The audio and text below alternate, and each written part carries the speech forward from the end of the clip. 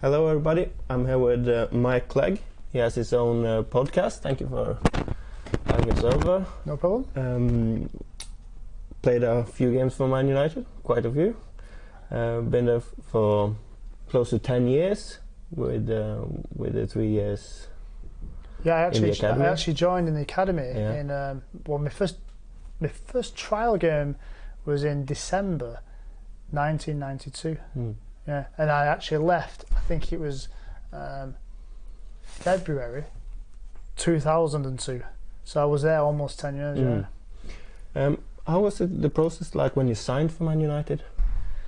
Well, it was interesting really, because obviously I love football. And you play from being a young boy. I think I started playing at 10 years old.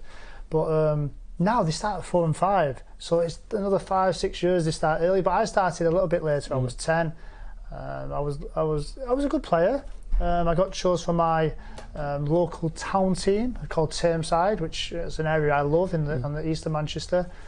And I just played for a team called Duckingfield Tigers, and then I got scouted by another local team, but a really good team called Droylsden.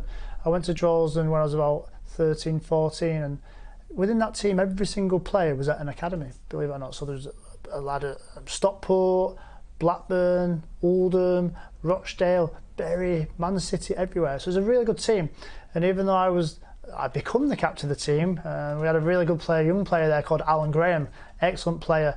He was at Oldham at the time, and I actually learnt a lot from this lad. Very confident, he used to smash players, but always fair, but really good communication, and I took a lot on from this lad. And when I started stepping up to that level, I'd become captain of the team, but I'd never got into an academy, and I kept thinking, when is this going to happen? But instead of resting on my laurels, my dad had a gym.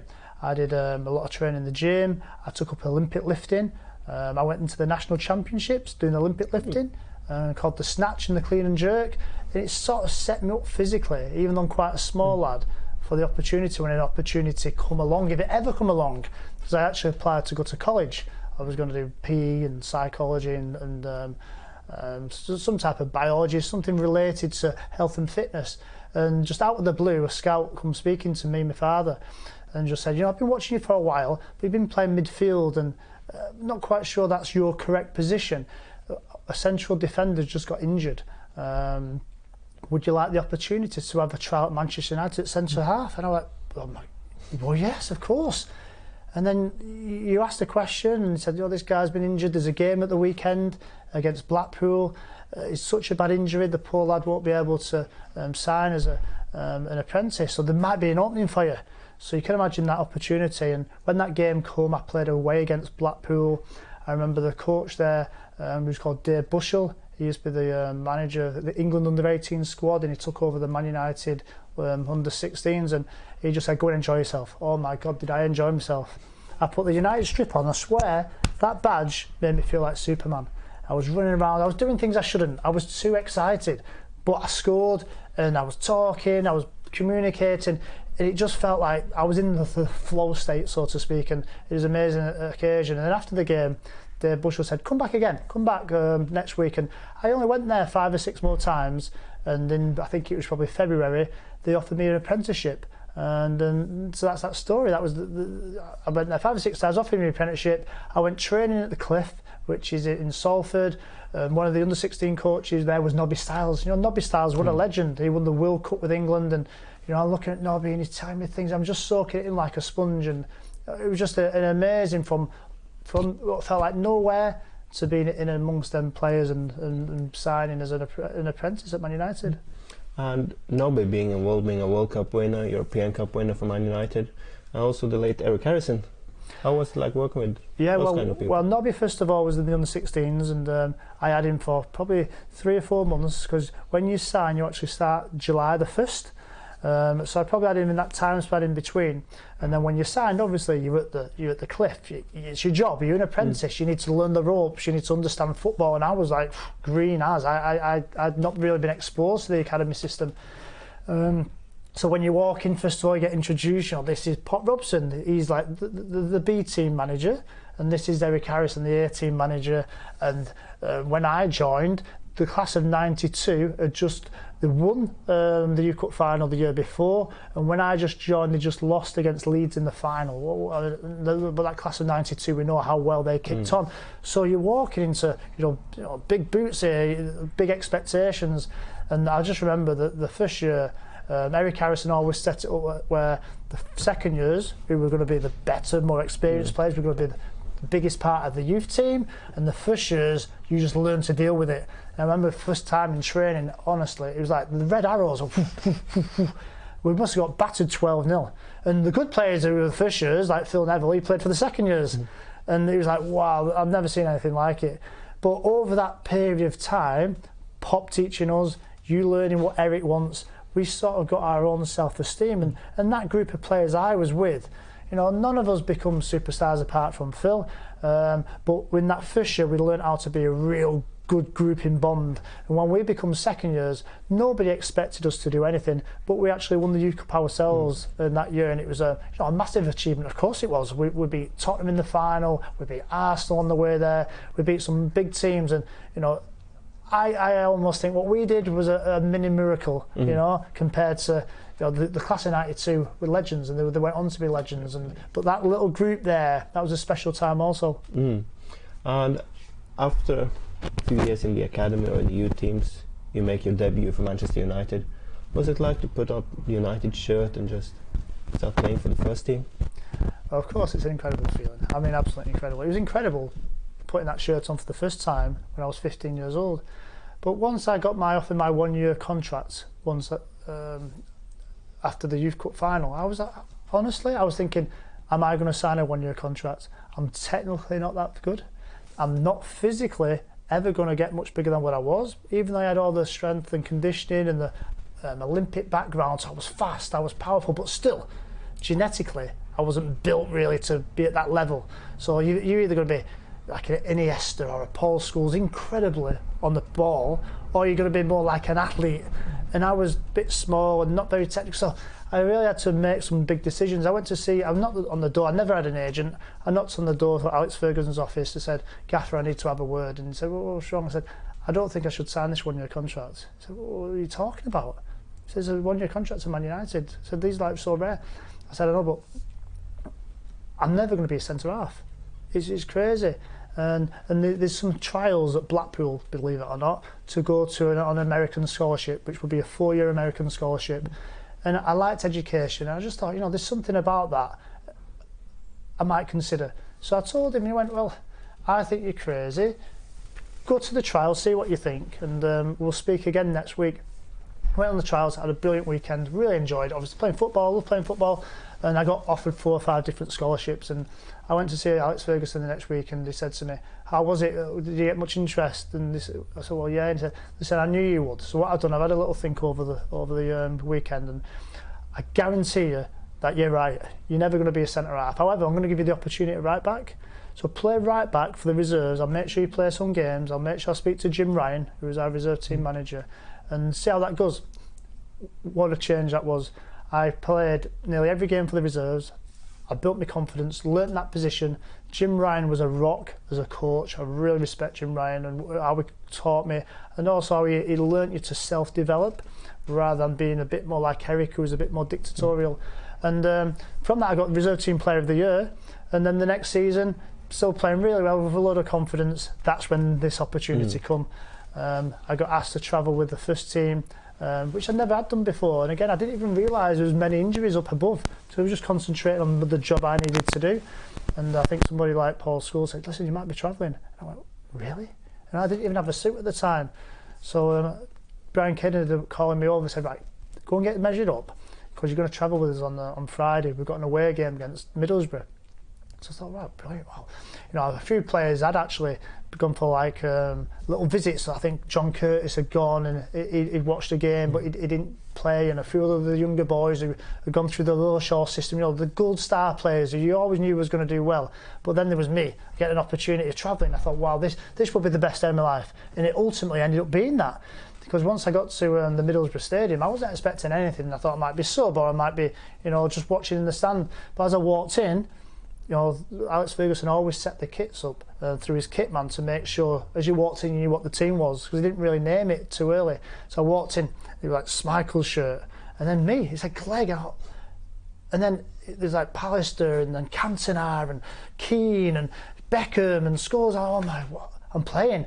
And as I was so excited yet so scared at the same time, it was like a moment of like, time stopped. But then I got a hand on my shoulder. And as I turned around, it was Sir Bobby Charlton. Obviously, Bobby Charlton, absolute legend. Won the World Cup. Goal scorer records with England and Man United and the up until recently because of Rooney. But ultimately, he just said to me, listen, well done, son. You got the opportunity to play for Man United, the biggest club in the world. He said, I'll give you any advice, just go and enjoy it. And if you enjoy it, you'll do okay. And I did. I enjoyed the game.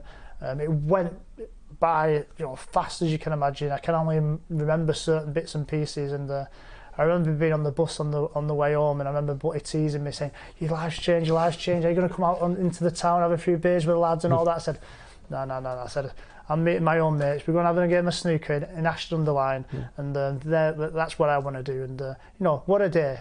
Forever living my memories, being one of the best days of my life. And as a local lad coming through the ranks at Man United, James Garner just made his debut, 230th Academy graduate.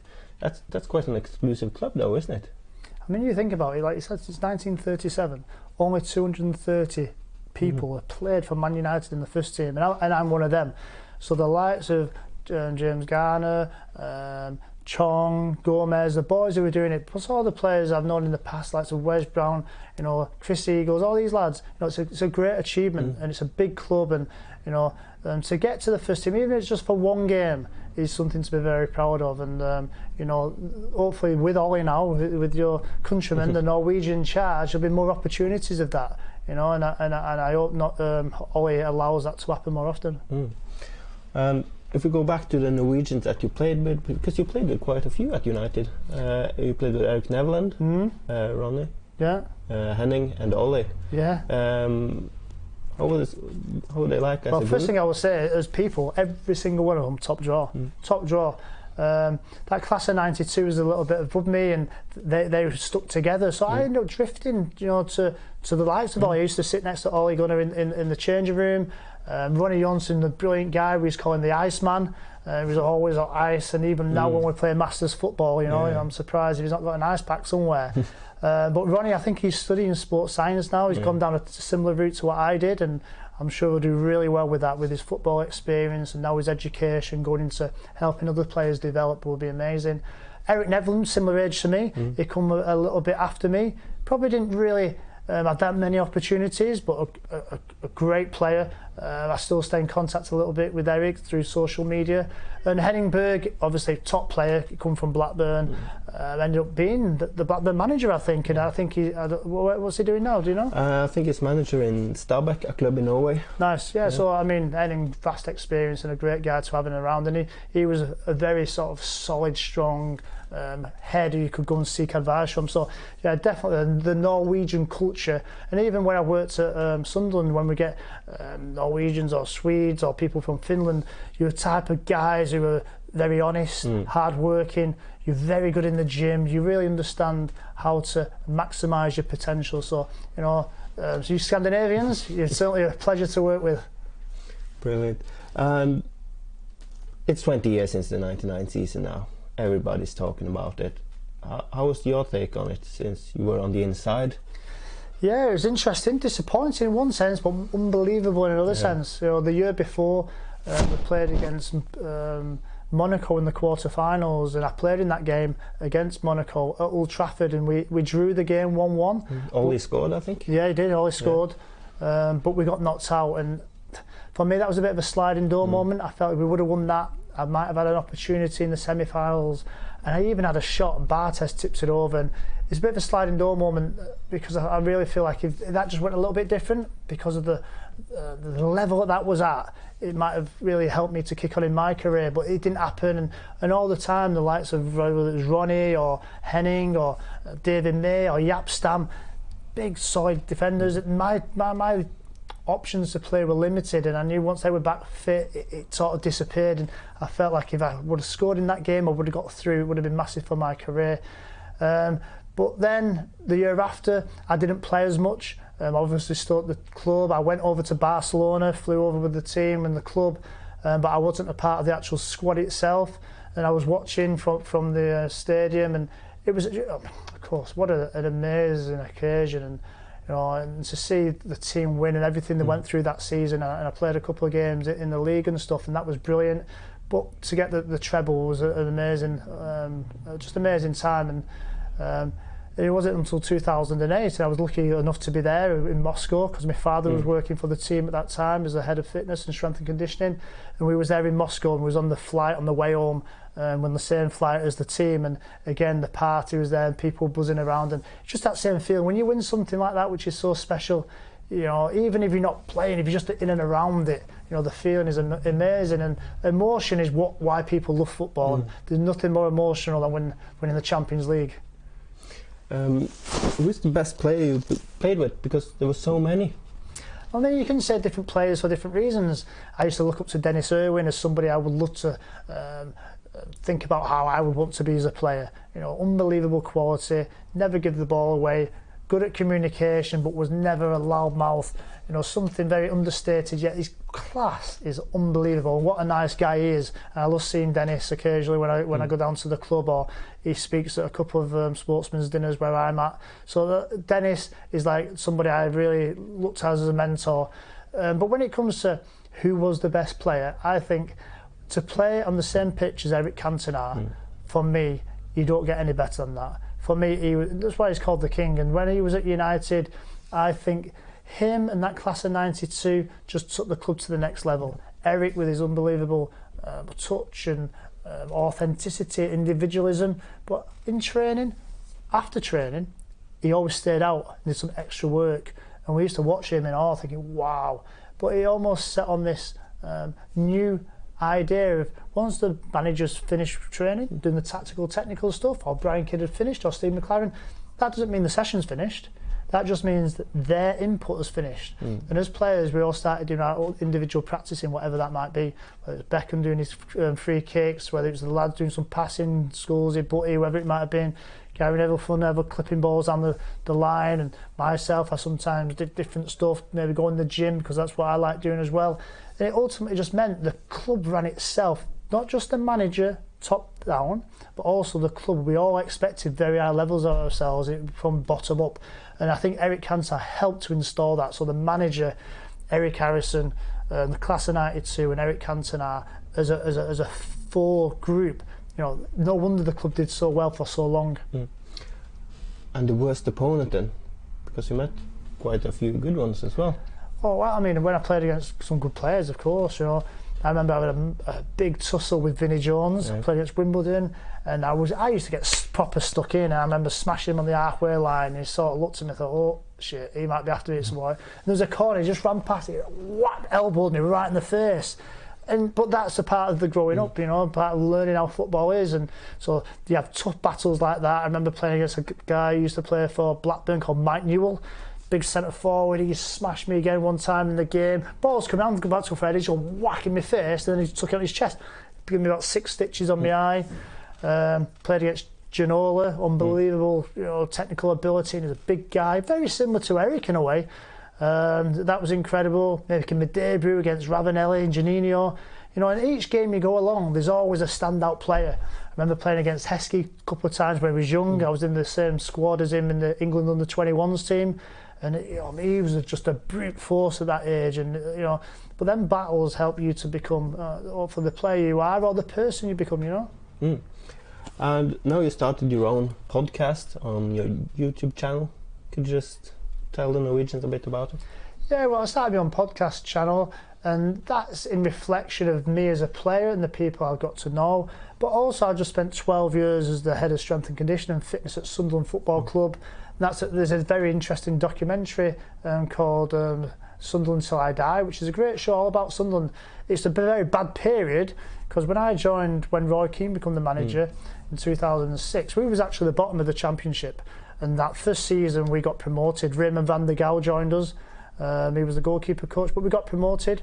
We got to the Premier League, and we stayed there for the next 10 seasons. And I had the managers like Keane, obviously, Steve Bruce, Martin O'Neill, Di Canio, Gus Poyet, Dick Advocat, Chris Coleman, Simon. Loads of really, really good coaches. But the team was in Sunderland. It's a Premier League team, Championship team, and it comes up and down depending on how things. But we had a really good period for 10 years, and we almost brought the same period back when Niall Quinn and Kevin Phillips was there. And Niall Quinn was actually our chairman. We had great stability over that period of time. But we got relegated, unfortunately. David Moyes was the manager. He was obviously the manager at Man United. He come to Sunderland, but we got relegated that season. We found it quite difficult. The club got itself in a bit of a financial turmoil, and we ended up having the Netflix documentary whilst we was in the Championship on the two managers, Simon Grayson and Chris Coleman, and it was awkward really. And we ultimately ended up getting relegated again, and then Ellis Short, who was the billionaire owner, he left and a new consortium come in. And then I decided it possibly wasn't right for me to stay at the club. The club had issues financially anyway, so I stepped away. And then I needed to build something new. So that's when I joined forces with my father to try and create our hopefully will be a global brand, our training brand. For obviously my dad was the head of S&C in Man United, and myself as a combined force. We felt like we could deliver to the general public what only the elite would get in a professional football club. That's what we've developed now, and our company is called Seed of Speed. So if you want to look at that, it's www.seedofspeed.co.uk. We offer online training and training in our two gyms in Manchester, but that's difficult if you're living in Norway. So the online system is something where, whatever sport it is, not just football, we can help you to maximise your potential. And then from that, the other side was to do the podcast. I started doing some punditry for MUTV on the under-23 games, and a few people said, why don't you think about the podcast? I met Stephen Howson. Again, you should look into Stephen Howson's work. He's a Man United podcaster, some brilliant content, much funnier than I am. And so check him out. That's Mr. Stephen Howson. Then I used his studio. That's where we are now, in Studio 68 in Manchester. And I met Stephen and said, why don't you give it a go? I linked in with a few of my friends, and they said, yeah, we'll come on your podcast. It's starting to now get a bit of a snowball effect, and linking in with somebody like yourself, who's also a YouTuber and a Facebooker, and yeah, who knows where it might go. But certainly one thing is I'm enjoying myself, put it that way. And you had a few of your mates already on your podcast. You started signing a shirt, hanging behind you. Could you tell people how they could enter the competition to win it? Of course, yeah. So the shirt behind me is the shirt from the Champions League shirt. It's from 1999. It's a lovely shirt. They're very, very rare, what I decided to for this series, it's probably going to be maybe 20 podcasts. I'm going to do something like that, and I've only done 3 or 4, so it's a great time now to subscribe and be a part of it. I'm going to get each of my people I interview, including the hands, to sign it, and then somebody will get the opportunity to win it. But to win it, what I want to do is get some interaction with you guys. So send in clips of yourselves doing something athletic, doing something healthy, maybe with you and your wife or you and your children, maybe even something funny. So we'll collate these, then what we'll do at the end of the series, we'll pick the best 5 or 6, we'll put them on the YouTube, and we'll have a vote, and whoever gets the most votes will win my shirt. And I certainly hope you will subscribe and be a part of our new community. We'll have loads of good content, very similar to today, and I've interviewed Quinton Fortune already, Wes Brown. I've had Dave Fever on, who was the old Man United physio. In the future, I've got the freestyle world champion called John Farnworth. He's about to go for a world record, juggling across the Sahara Desert. That's unbelievable. He's already got a world record. He went to base camp of Everest, juggling the ball, taking 10-12 days. I've got David May coming on, and I've got a whole host of football players from Man United, but also people from other genres and sports, and even people from the music business. So, it should be a really interesting channel. Yeah, David May is going to be amazing. I brought him over to Norway a few weeks ago on an event. Just to round things off, do you think Ollie will get the job as the manager? Well, he deserves the job, 100%. He's got a lot of history at Man United. He was the reserve team manager. He went to Cardiff to understand the experience of what it's like to be in the Premier League, and I met him a couple of times when he was there and I was at Sunderland. He was gone back to Norway, done really, really well again, and he's got this opportunity. And we all thought, first of all, it was a genius stroke by the board, because they needed somebody who could allow the players to express themselves. Ollie's done that, and not only that, he's brought in Mike Phelan. Mike Phelan's a fantastic coach, and I think together that's a perfect duo. And I don't think anybody probably thought when he first went in he was going to get the job at the end, but through the process, through seeing how Pogba's playing now, seeing how the boys are just like responded to him, the club's feeling like it's the Man United of old, the Fergie Man United, and more recently we just talked earlier about the records he's achieved. He's got the most points in 10 games ever as a Man United manager.